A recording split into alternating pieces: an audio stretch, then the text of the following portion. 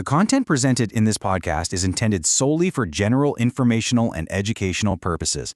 Nothing herein constitutes or should be construed as financial, investment, legal, or tax advice. You should not act or rely on any information in this podcast without seeking the advice of a qualified financial professional. This audio/video podcast is an AI-generated product produced using Notebook LM. It automatically summarizes and synthesizes reports, analyses, and commentary originally published at reflectionsofreality.substack.com. All views, opinions, and analyses expressed are those of the original author and do not represent the views of any financial institution or regulator. Past performance is not indicative of future results. All investments involve risk, including possible loss of principal. Copyright Reflections of Reality. All original content rights reserved. Welcome to this explainer. Today, we're unpacking the Convergence Brief. We're going to be synthesizing macro probabilities right alongside tactical tape readings.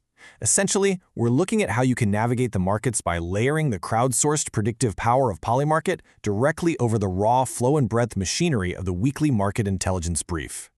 Okay, let's dive into this. Today's agenda goes like this. First, we'll cover the convergence method itself. Next, we look at Lens 1, the Polymarket odds. Then, we check out Lens 2, the tape. After that, we'll find the convergence gap, and finally, we'll wrap up with some actionable intelligence. Section 1. The Convergence Method. Let's start by laying down the analytical foundation for this two-lens approach. So how does this actually work? Well, it's all about feeding two totally distinct streams of data into one synthesized outlook. Lens 1 provides us with forward-looking macro event probabilities, straight from the Polymarket Macro Monitor. Meanwhile, Lens 2 measures real-time capital flows and market sentiment using the machinery from the weekly report.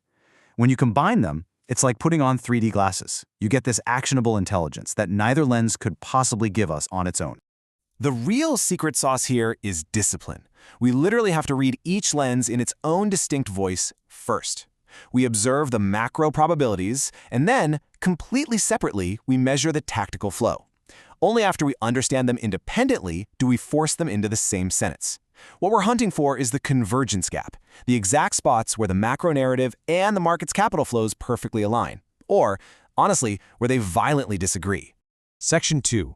Lens 1. The Polymarket odds. Let's see what the probability market is telling us about the macro regime. Now, what's really interesting about this slide is the sheer contrast in conviction. Just look at the 56.5% probability of a Fed rate hike in 2026. The market is pricing in a persistent, higher-for-longer regime. And check out systemic technology. Alibaba has a massive 87.5% probability of being China's top AI company, which supports a broad tech premium. But contrast that rock-solid conviction with digital assets. Ethereum hitting $3,000 by 2026. It's sitting at an absolute coin flip of 50%, which just screams deep regulatory uncertainty. But here's a number you literally cannot ignore, 0.2%. The market is assigning a near-zero probability to an aggressive 50-plus basis point Fed cut in September. They've basically completely ruled out a dovish surprise. This is huge because it signals a structural break from the easing cycle we saw back in 2020 and 2021, and it anchors the U.S. 10-year yield at 4.71% as a solid floor, definitely not a ceiling. When we shift over to geopolitics, the probabilities are basically flashing entrenched instability. I mean, there's only a 5.5% chance the Strait of Hormuz normalizes by September 30th, and just a tiny 3.5% chance of an Iranian leadership change. So, what does this actually mean for us? It embeds a structural supply risk premium straight into energy markets, supporting Brent at $94.54 and WTI at $86.64. Also, zooming out a bit, those 20.4% odds of a J.D. Vance 2028 victory, that reflects early risk of populist fiscal expansion and sustained trade protectionism. Section 3. Lens 2. The tape. We've got the macro odds down, so what's the tactical flow machinery doing? Okay, we absolutely have to start with the Market Valuation Index, or MVI. As defined by our source framework, this indicator measures how attractive stocks are versus bonds after adjusting for the business cycle. It shows the cyclical equity risk premium, not raw valuation. The rule is simple. High or positive readings mean stocks are cheap and rewarding relative to yields. Deep negative readings mean they are expensive and risky relative to yields. Right now, SPY sits at negative 0.45, QQQ is at negative 0.61, and IWM is at a deep negative 1.35. So this clearly shows the equity risk premium is compressing and small caps are significantly lagging behind, which is a massive risk-off tell simmering right beneath the surface. Next up, we have the Market Dashboard Index, or MDI. The framework defines this as a measure of overall market sentiment where a reading of 10 to 35 signals bullish mean reversion. Currently, our MDI reading is 63.90. That puts the market squarely in the 50 to 65 bullish kickoff zone. As the original report notes, historically, this is the best risk-adjusted window for swing traders because of falling volatility. So this is definitely where you want to be paying close attention. But, when you actually lift the hood and look at the large cap rotation states, the narrative flips entirely.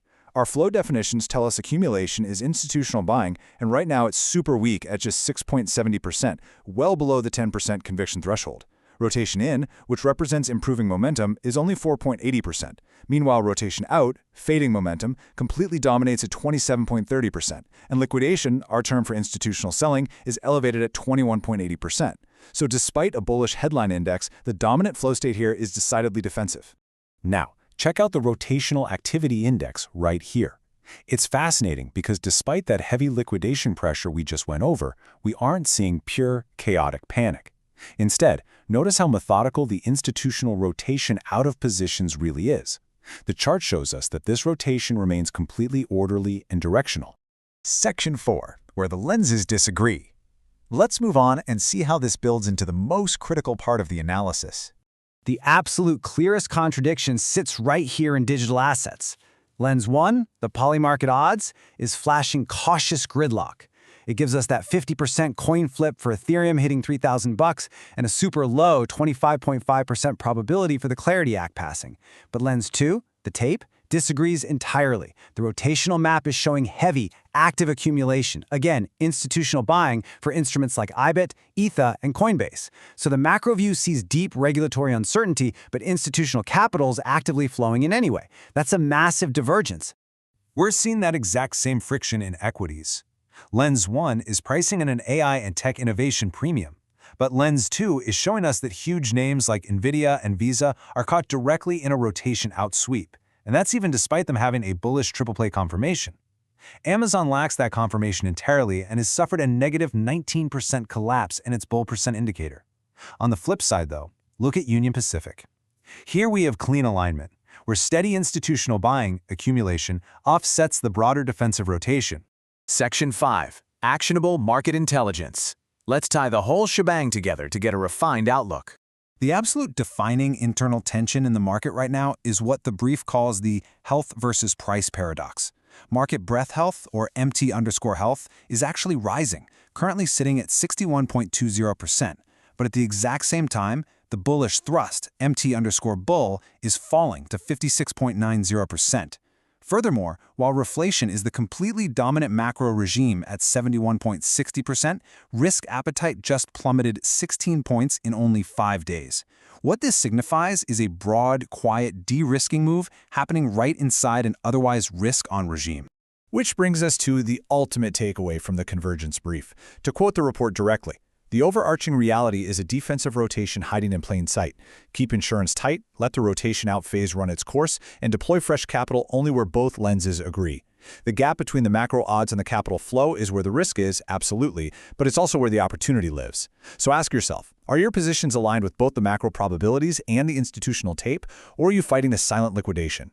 Thanks so much for joining me on this explainer.